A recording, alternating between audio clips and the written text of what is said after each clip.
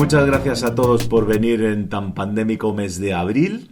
Ya veremos qué pasa a principios de mayo, si esto va a ser el despiporre, no sé si va a ser el despiporre, si estaremos confinados, no, cómo, de qué manera.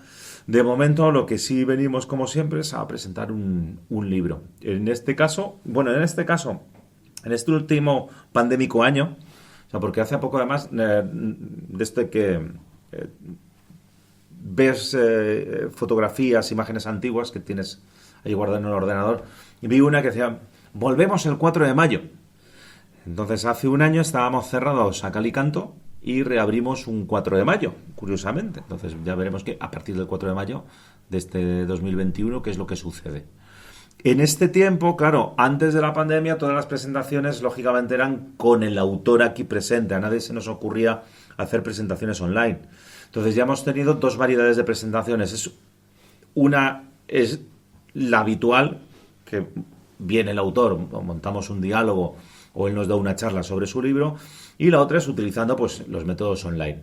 Y los online, a su vez, tienen dos variantes. Una es la que vais a ver hoy, que es tanto el autor como su traductor, que ahora os hablaré un poquito de los dos, nos han enviado un pequeño vídeo explicando el uno la obra y el otro el trabajo que he hecho de traducción y la importancia que tiene. E incluso en alguna ocasión hasta lo hemos hecho en streaming. El otro día tuvimos a Pío Moa. También lo hemos hecho con algún autor de la editorial HRM. Lo hemos hecho en Zoom, pero lo hemos hecho en Zoom, pero aquí. Aquí no dando el enlace para afuera. O sea, porque lo que se trata es de que las personas que sean las que vienen a la presentación físicamente a la librería, pues lo puedan hacer. Hombre, lógicamente, pues Pío Moa, con la edad que tiene, pues no es muy dado en los tiempos que corren a todavía salir de casa. Entonces, claro, me decía alguno a la introducción, Max Hastings, es que ha llamado uno que iba a venir, claro, es que pone Max Hastings y Hugo Cañete y lo pone entre paréntesis online, es que los dos están online.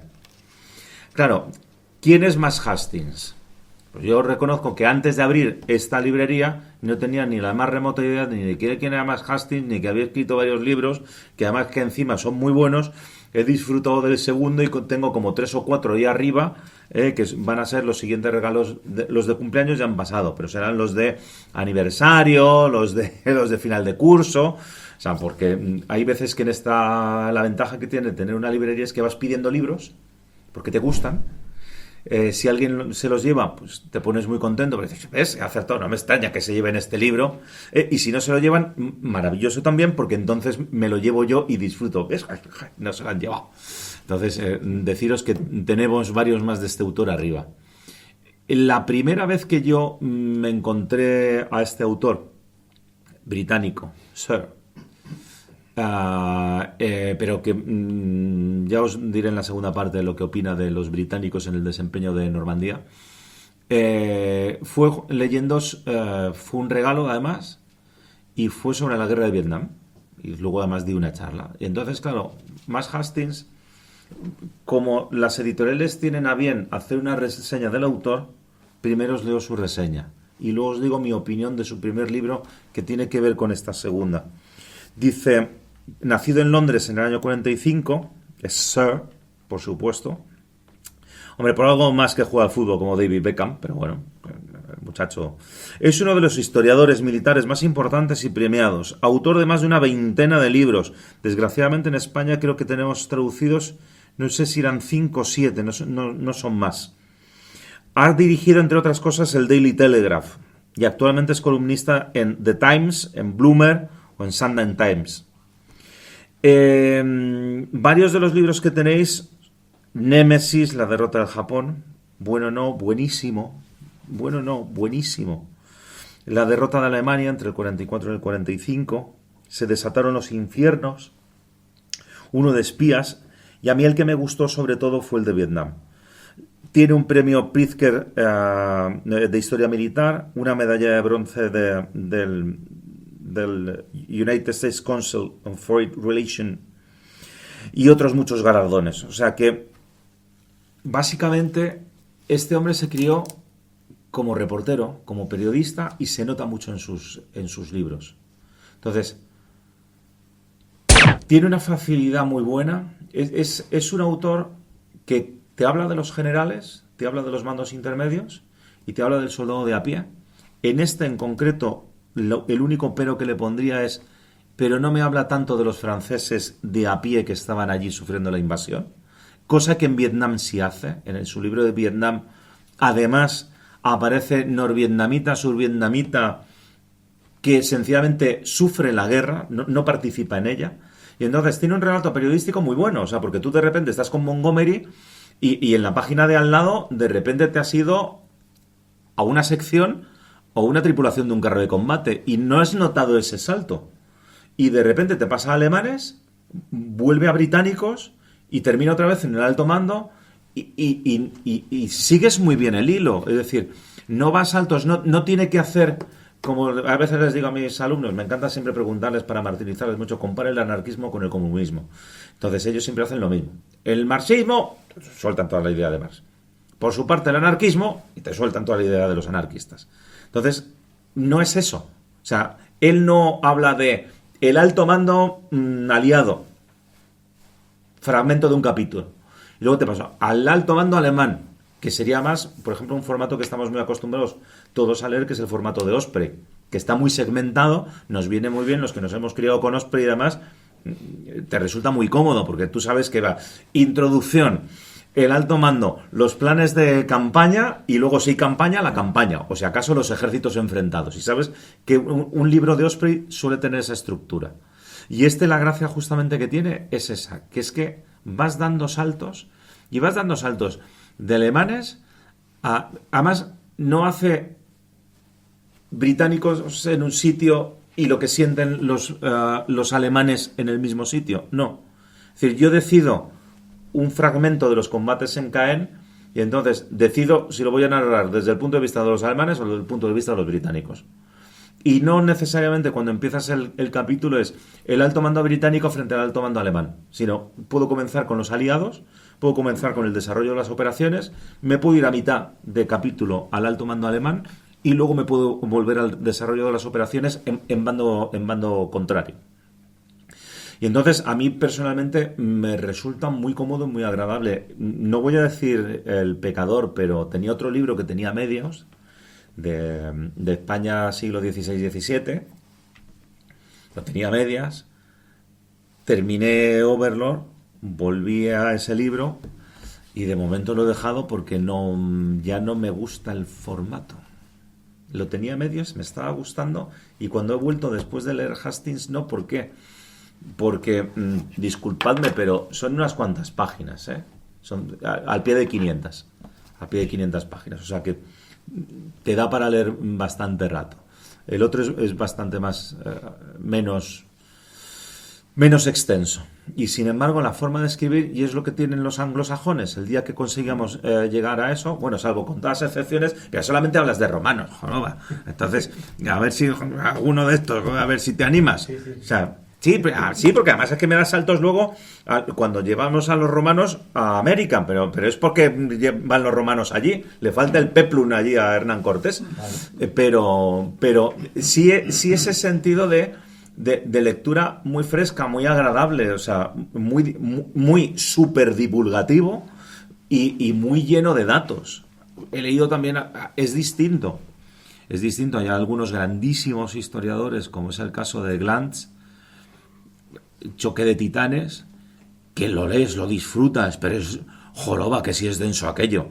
Y eso sí, de todas maneras, cuando terminas de leerlo, lo dejas en tu biblioteca y dices, y cada vez que necesite leer cualquier cosa del Frente del Este, sé que tengo aquí a Glantz, sé que me lo puedo volver a leer y sé que tiene una bibliografía maravillosa, pero tienes que tener mucho cuerpo para querer leer eso, ¿vale? Entonces, ¿qué gran ventaja tienen los anglosajones que todavía los hispanos no tenemos?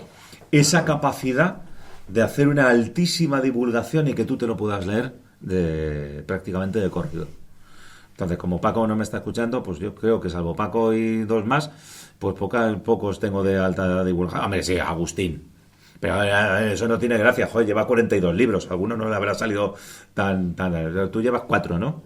4. Pero cuando lleves 42 ya veremos a ver si aquello si aquello es igual. Entonces, claro, o sea, Agustín es que lleva 42 libros. Es ese formato, ¿vale? Es ese estilo. Pero además con un estilo de periodismo bastante bueno. Y además hace historia.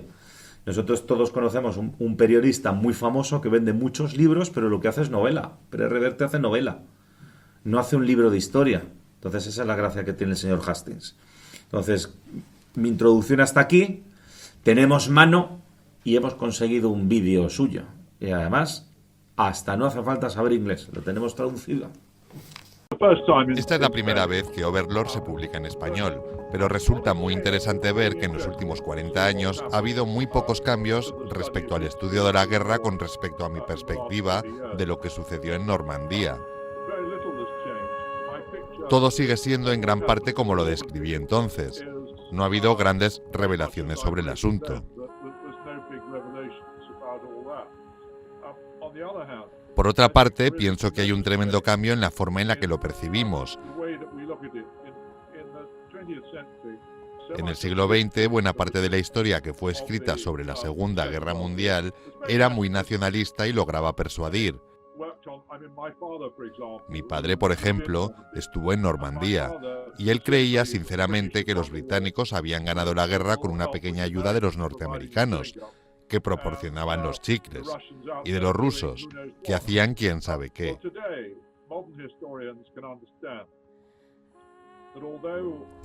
Bueno, hoy los historiadores actuales entienden que el día D, Overlord, fue un logro enorme. Así que lo que se puede decir todavía hoy sobre el día D, que yo analizo en Overlord y que todavía sigue siendo válido, es que el día D fue la última oportunidad de la Segunda Guerra Mundial en la que Hitler podría haber tenido una remota posibilidad de evitar la derrota.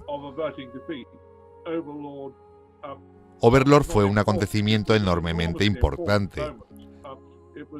Era la empresa de mayor entidad que habían llevado a cabo los aliados occidentales en el oeste en la Segunda Guerra Mundial. Por otra parte, tenemos que ver el panorama general de la Segunda Guerra Mundial, y el frente oriental entre rusos y alemanes fue decisivo. No hay duda de que en la historia de España, por su propia supervivencia, la mejor decisión que tomó Franco fue mantenerse fuera de la guerra. Y tomó esa decisión porque temía que la Marina Real Británica, aunque Gran Bretaña fuese débil por tierra, impusiese un bloqueo naval a España, que habría tenido consecuencias económicamente desastrosas. Así que Franco no tomó la decisión de quedarse fuera de la guerra por razones morales o ideológicas, sino que lo hizo por razones prácticas, porque por encima de todo dudaba con buen criterio de la capacidad de Hitler para proporcionarle a España la ayuda económica que había prometido, pero que no estaba en condiciones de cumplir.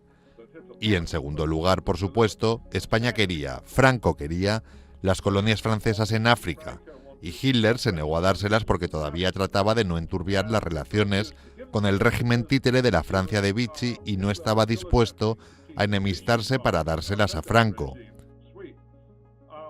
Pero si Franco hubiese entrado en la guerra, se puede plantear un posible escenario. Si los alemanes hubiesen tenido acceso a España, hubiesen podido conquistar Gibraltar sin ninguna duda, y podrían haberse hecho con el Mediterráneo. Personalmente creo que podrían haber llegado al Cairo, que podrían haber conquistado Oriente Próximo y que el resultado más importante era que probablemente hubiese sido el final de Churchill. Tuve la suerte de que varios oficiales superiores que eran, francamente, más inteligentes y que estaban mejor informados, me apoyasen y dijesen que lo que escribía Max Hastings era verdad. Pero los soldados británicos ordinarios lo odiaban. Yo fui probablemente el primer escritor en Gran Bretaña en decir en inglés de manera tajante que los combatientes del ejército alemán eran mejores que los del británico o del norteamericano. Los alemanes eran brillantes y de pensamiento rápido, mientras que los británicos y norteamericanos se movían de forma relativamente lenta. La gran ventaja que tenía cuando escribí este libro fue tener la posibilidad de entrevistar a una enorme cantidad de gente de ambos bandos que participaron. algunos bastante mayores y que por supuesto ahora ya han fallecido. Y tengo los testimonios por escrito.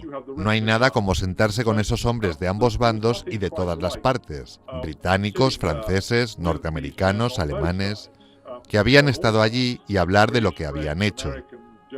Y te transmiten la sensación del tiempo y el lugar.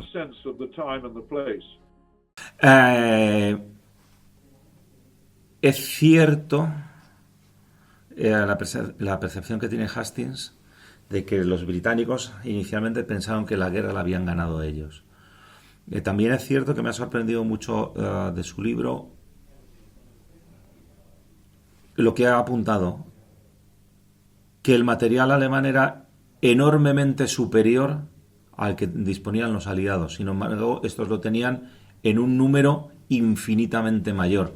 O sea, podías destruir tranquilamente un batallón de blindado norteamericano y en 32 horas lo tenían totalmente otra vez operativo. Porque normalmente cuando destruyes un blindado, la tripulación en gran porcentaje suele sobrevivir. Entonces, mientras tengas la tripulación, lo que necesitas es traer un blindado, mientras que los alemanes en Normandía, en Francia, no tienen esa capacidad. También apunta muy bien es que efectivamente Hitler es la última ocasión remota que tenía de ganar la guerra. Digo última remota porque haber repelido la invasión hubiera supuesto que no hubiera habido invasión hasta mínimo un año después. Con el momento que hay invasión, esto coincide, es el mismo mes que Bagration. Y Bagration es el mayor avance que existe en una guerra relámpago de la Segunda Guerra Mundial. Es cuando colapsa absolutamente todo el frente norte alemán en la Unión Soviética. Y el centro. Y el centro, digo. Perdona, del centro. Entonces, el resultado es historia ficción. Y si hubieran conseguido en la primera semana, hubiera habido ataque soviético, se hubiera podido repeler el ataque soviético, hubiera dado tiempo al desarrollo de las armas definitivas, es decir, de la bomba atómica, entonces sabes que está ahí. Me ha sorprendido mucho también otros dos añadidos de Hastings en su libro, que es uno, que el soldado alemán era infinitamente superior a tanto al británico como el norteamericano, y el norteamericano de soldado tenía muy poco. Eran unos auténticos novatos. Lo que pasa es que a cualquier novato le das un mes de combates y por supuesto que te vuelves veterano. Tienes que sobrevivir al mes de combates. Y luego sí me ha sorprendido ya por fin gratamente que se hable sin ningún tipo de problemas, que ambos bandos fusilaban prisioneros, pero con una facilidad pasmosa. Y con un razonamiento muy fácil. O sea, estamos atacando tu posición, me has costado no sé cuántos muertos, por fin llegamos en el último momento, cuenta una anécdota de uno, acciona el dispositivo, vuela el puente no sé cuántos, levanta las manos y me rindo, te rinde un cuerno, o sea, te vas a rendir. De hecho, los alemanes, decía, muchas veces los alemanes peleaban también con tanta fiereza porque no veían la opción verdadera de poder rendirse, entonces buscaban como un momento de verdad más o menos seguro que yo me pudiera rendir a los aliados, porque claro, en mitad de un combate es muy difícil, es muy complicado. El segundo vídeo que tenemos es de Hugo Cañete. Entonces, Hugo Cañete es uno de los historiadores no profesionales que hace una divulgación histórica buenísima. En su caso, cuando se ha puesto a escribir, especialmente yo a Hugo le conocí a través de la editorial Salamina. Entonces, los trabajos que tiene publicados sobre el tema de tercios, que es lo que él ha trabajado más, los tercios en América, los tercios en el Mediterráneo, por citaros dos de los títulos que tiene. Y hemos quedado en alguna vez que he ido a Málaga, por eso lógicamente él no puede estar con nosotros tampoco. Y claro, cuando haces una traducción de un libro, yo lo siento, no puedes contratar a un filólogo. No, entre comillas. Si haces un libro de historia militar y contratas a un filólogo, necesitas un filólogo y un historiador militar. o un filólogo y un filósofo si el libro versa de filosofía. Si lo tienes junto, mucho mejor. Es decir, si conoce muy bien el idioma, porque lo que estás haciendo es pasar el libro a tu idioma, pero necesitas un conocimiento. Yo recuerdo, ¿os acordáis de cuando los Osprey salían por primera vez en España en español? Editorial RBA. No, Ediciones del Prado. Sí. Ediciones del Prado.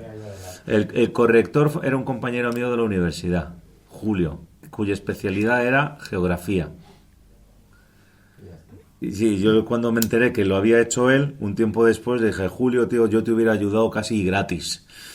Y de ¿qué cogieron al becario? Nos acabamos de licenciar, ¿qué cogieron al becario? Entonces, claro, cuando leías aquello de allá, pues Julio es geógrafo. No tienes especialidad. Entonces, si no tienes ese cuidado a la hora de traducir los libros, hay algunos que se ha traducido hace años, y creo que la Memorias de un soldado, que lo tenemos despanzurrado en el Foro del Gran Capitán como una de las peores traducciones que se puedan haber hecho nunca jamás. Son estos de no conocerlos. Tenemos un hilo abierto de inglés técnico. Es decir, el cómo traduzco, porque estás trabajando con un texto en inglés, el cómo traduzco esto cuando lo pongo en español, o sea, qué término tengo que utilizar. Entonces sacaron sus rifles, ¿no, tío? Tienes que decir carabinas, fusiles, pero rifle no, porque tienes la sensación de que te va a salir John Wayne con un Winchester. Entonces, ten cuidado el cómo lo estás utilizando Entonces, a Hugo como traductor, la primera vez que me lo encontré como traductor fue justamente en el libro de Glantz, de Despertaferro. Hastings también tiene otro, el Guerreros también en Despertaferro, que tiene unos pocos meses. Y entonces porque dije yo, vamos a ver. Y entonces, lo siento, ya me he vuelto muy friki y ya está, miro el traductor. Entonces, a ver quién ha traducido esto. Y entonces, claro, cuando vi que el traductor era Hugo, dije yo, no, perdona, esto está bien traducido, seguro.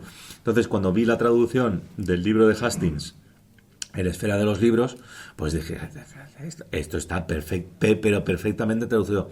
Además, porque voy a tirar unas flores al Foro del Gran Capitán, porque de vez en cuando Hugo también hasta pregunta y todo, tiene cuenta activa.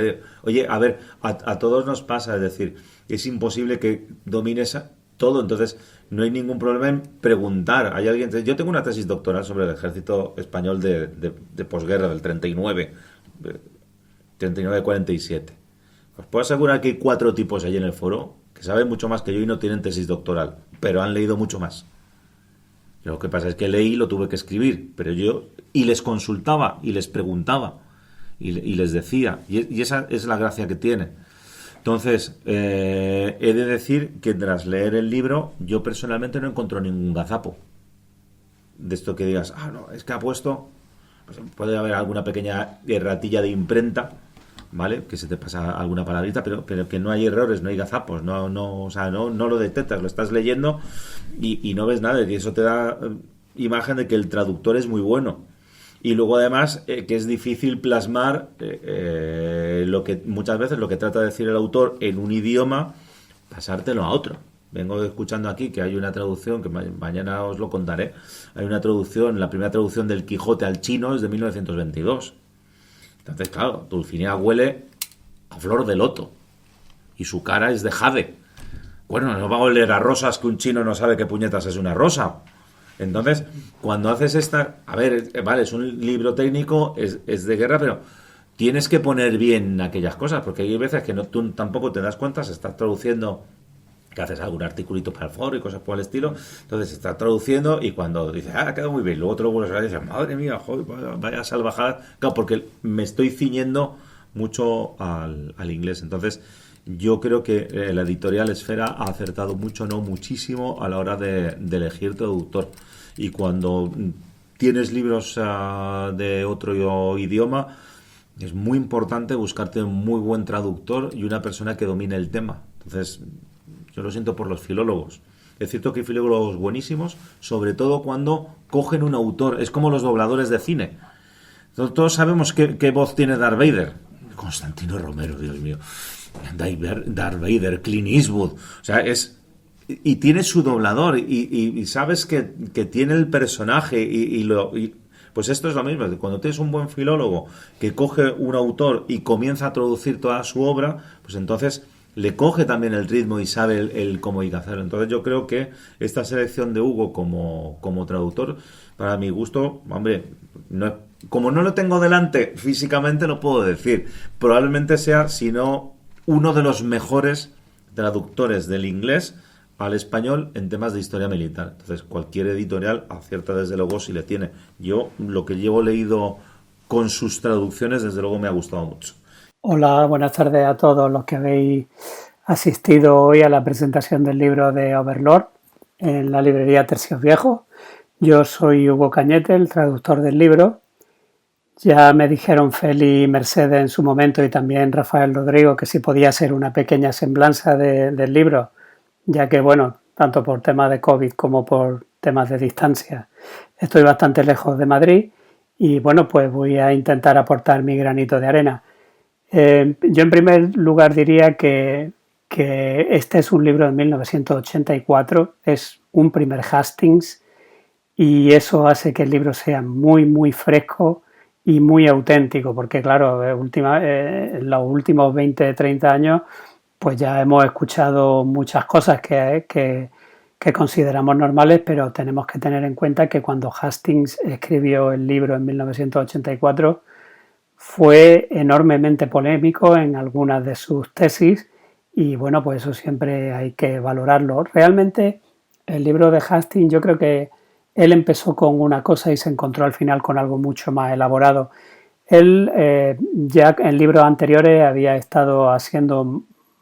hecho muchas entrevistas a veteranos de todos los bandos y tenía, yo creo que ya un acervo bastante grande de opiniones de veteranos tanto norteamericanos como británicos como alemanes que habían estado también en diferentes unidades, tanto paracaidistas como acorazadas, como de infantería, etcétera. Y eso hace que sea un libro muy cercano, porque todas las tesis las apoya siempre en hechos reales que él va sacando de los testimonios.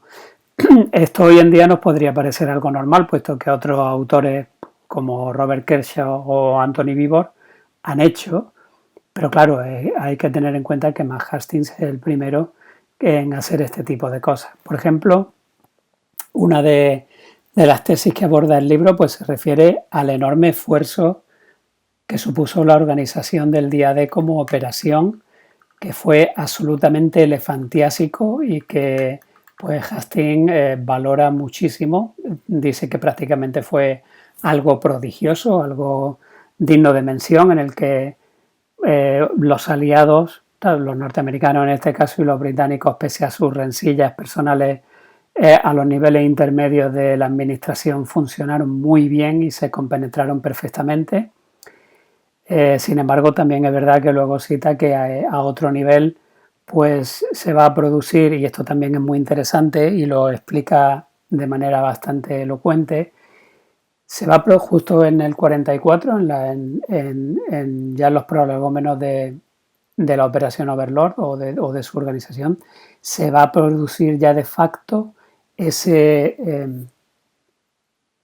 hecho cierto de que los norteamericanos por fin asumen el liderazgo sobre sus primos británicos, que desde el principio de la guerra pues habían sido un poco los que iban tutelando, puesto que ya llevaban 2 años y pico luchando, y que se suponía que ellos eran los que tenían un poco el conocimiento de la lucha con los alemanes, y que por tanto pues sus primos norteamericanos tenían que ir un poco al rebufo de lo que ellos dijesen en cada momento. Si bien también es cierto que los generales, incluso las altas autoridades norteamericanas o incluso el presidente, pues llegan incluso a cuestionarse que por qué eso tenía que ser así si en realidad no habían ganado ninguna batalla hasta el Alamein, ¿no? Pero sí que se produce ese cambio en el que ya por fin vemos a un Reino Unido muy desfondado y vemos a Estados Unidos con una capacidad de recursos absolutamente elefantiásica que pues deja absolutamente de lado a los británicos, y esto va a suponer un cambio efectivo en el liderazgo de la guerra. Los británicos van a pasar a un segundo lugar muy a su pesar, y es un tema también que está bastante tratado en el libro.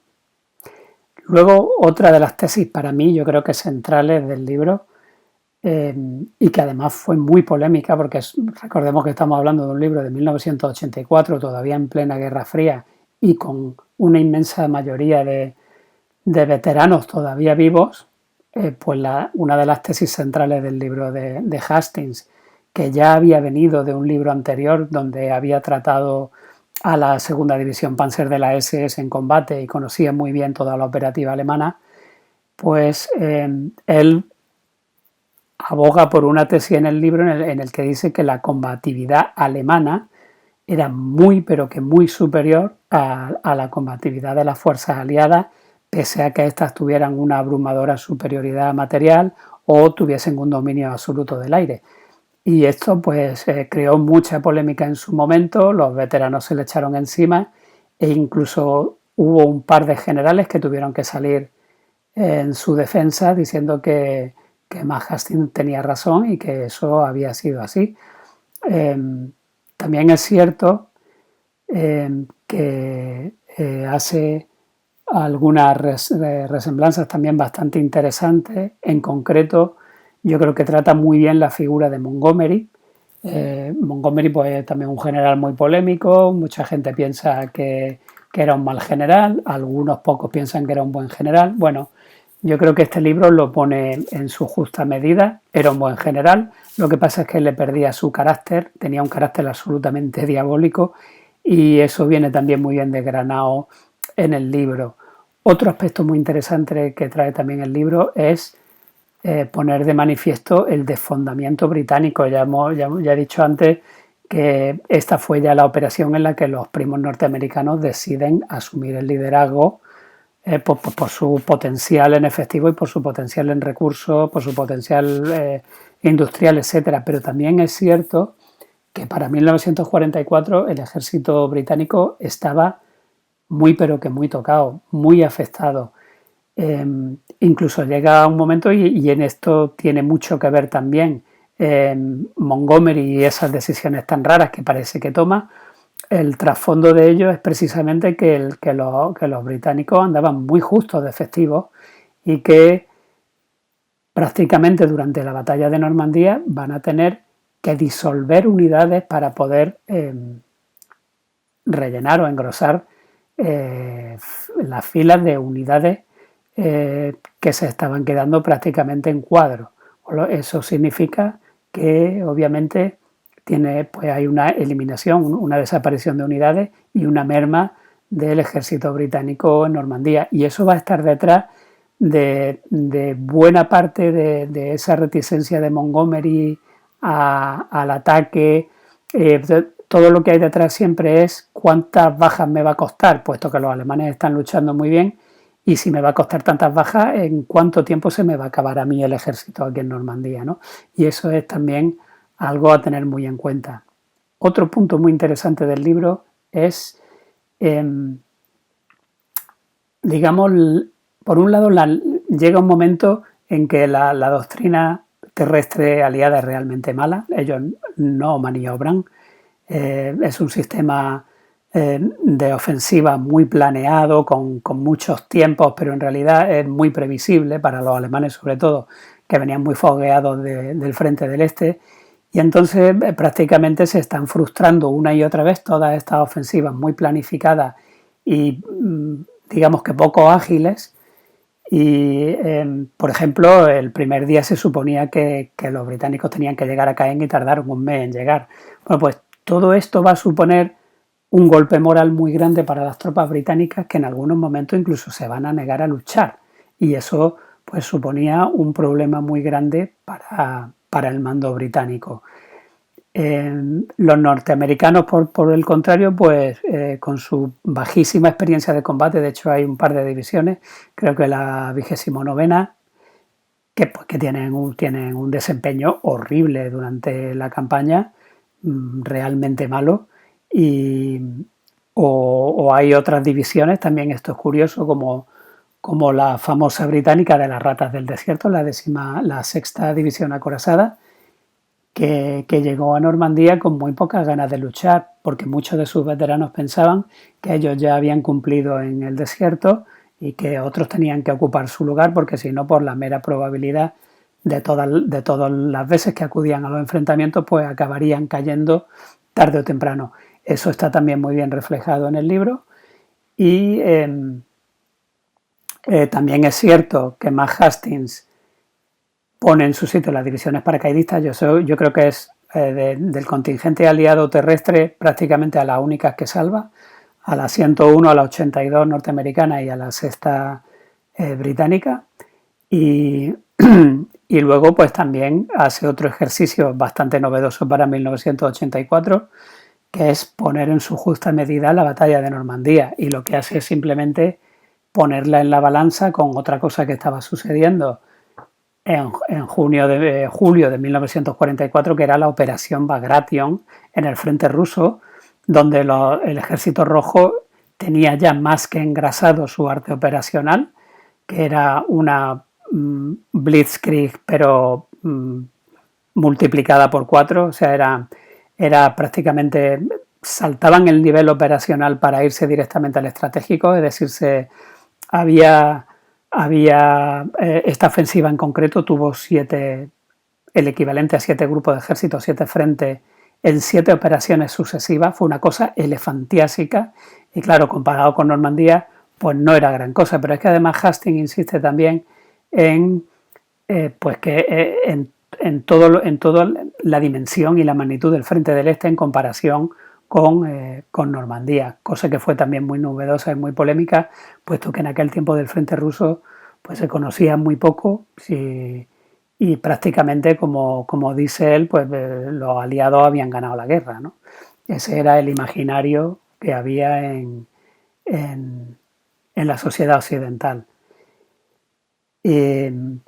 Luego también, ya para terminar, y como curiosidad de la traducción, pues resulta que Hastings escribe de una manera muy familiar cuando se trata de hablar del ejército británico y de sus unidades, y entonces lo que hace constantemente es citarlas por su apodo, sin especificar a veces ni siquiera el numeral, ni si se refiere a un regimiento o un batallón, etcétera. Por ejemplo, él diría en el texto el cuarto de Dorset, pero el cuarto de Dorset, en realidad, claro, el Dorset es el apodo del regimiento Dorsetshire, y por cuartos no se refiere al numeral o al ordinal del regimiento, sino al ordinal del batallón, porque también hay que tener en cuenta una peculiaridad bastante curiosa del ejército británico, que es que los regimientos no luchaban juntos. Podía haber un batallón del Dorset en Normandía y otro batallón en la India.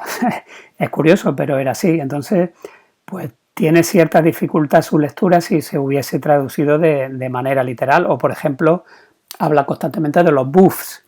Ya, pero ¿y quiénes son los buffs? Bueno, pues los buffs es el Real Regimiento East Kent, con lo cual lo que he hecho ha sido pues ir aclarando todas estas denominaciones con los nombres originales de los regimientos o de los batallones, de las unidades en general, y aclarando pues eso, si los numerales se refieren a batallones o se refieren a regimientos, pues para que el lector español que no esté familiarizado con estas peculiaridades del ejército británico, pues se puedan ir haciendo una idea y la lectura no resulte torpe.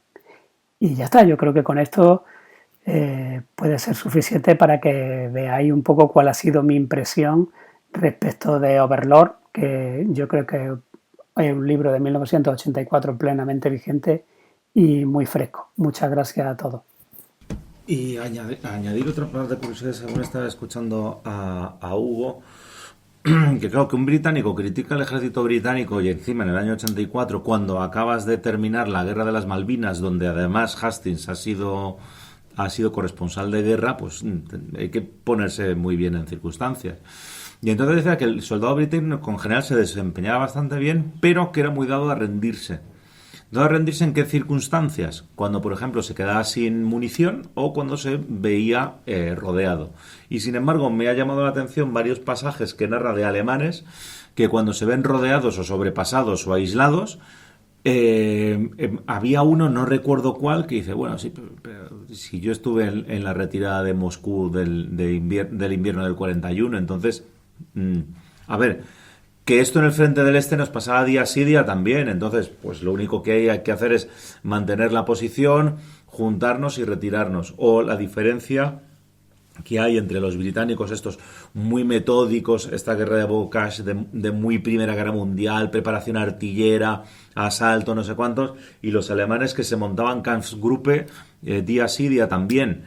Que quedan unidades de... A ver, cuando comienza el combate las divisiones están, pero en cuanto comienza a moverse aquello no hay forma de estructurarlo. Entonces, el cómo se estructura son con grupos de combate que pueden ser estudiados porque las mismas unidades han ido perdiendo elementos y entonces hay que de alguna manera encajarlos, o sencillamente porque el frente se está moviendo y según van llegando los rezagados vas incorporando y nadie se pregunta que si en qué división estoy o dónde está mi unidad, sino sencillamente no, nosotros somos una compañía antiaérea de no sé dónde, ¿vale?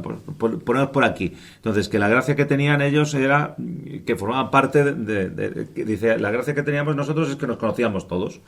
Entonces, pues bueno, los de la compañía nos conocíamos, pues da igual, pues me colocas aquí o me colocas allá. Por mi parte, en principio nada más. Agradecerle